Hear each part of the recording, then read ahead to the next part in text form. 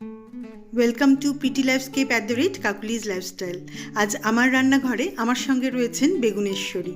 এই বেগুন থেকে বেগুনেশ্বরী হয়ে ওঠার কাহিনী ওনার মুখ থেকেই শোনা যাক।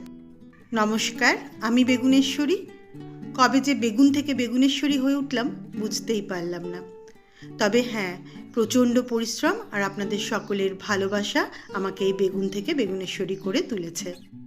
আর 5 জনের মতন অতি সাধারণ ঘরে জন্ম আমার। ভালো করে স্নান টান করিয়ে একবার আমাকে ফালি ফালি করে কেটে নুন, হলুদ, শুকনো লঙ্কার গুঁড়ো, সর্ষের তেল সব ভালো করে মাখিয়ে ফেলে রাখা হলো। এরপর বুঝতেই পারছিলাম না পরের স্টেপটা কী হবে। হঠাৎ করে আমার উপরে একটা থালা ঢাকা দিয়ে দিল।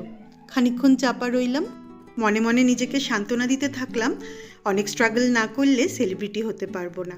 সেই স্ট্রাগলের পর্ব আমার চলছিল। অন্যদিকে দেখছি মেকআপ আর্টিস্টরা এসে হাজির। রসুন, টমেটো, কাঁচা লঙ্কা, শুকনো লঙ্কা, বিট, টক দই বেশ একসাথে পেস্ট বানিয়ে রেডি।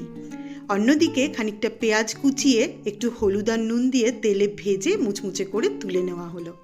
এরপর সেই তেলের মধ্যেই আমাকে ছেড়ে দেওয়া হলো। এপিট ওপিট করে ঢাকা দিয়ে দিয়ে বেশ অনেকক্ষণ আমাকে ভাজা হলো। এই ভাজার পর্বটা একটু বেশ লম্বা চলল। এপিট ওপিট নাড়াচাড়া করতে করতে বেশ অনেকক্ষণ পর আমি একদম সিজনড হয়ে গেলাম। বেশ কনফিডেন্ট লাগছিল নিজেকে। ঠিক এই সময় আমার মেকআপ আর্টিস্টদের তৈরি সমস্ত পেস্টটা আমার উপর ঢেলে দেওয়া হলো।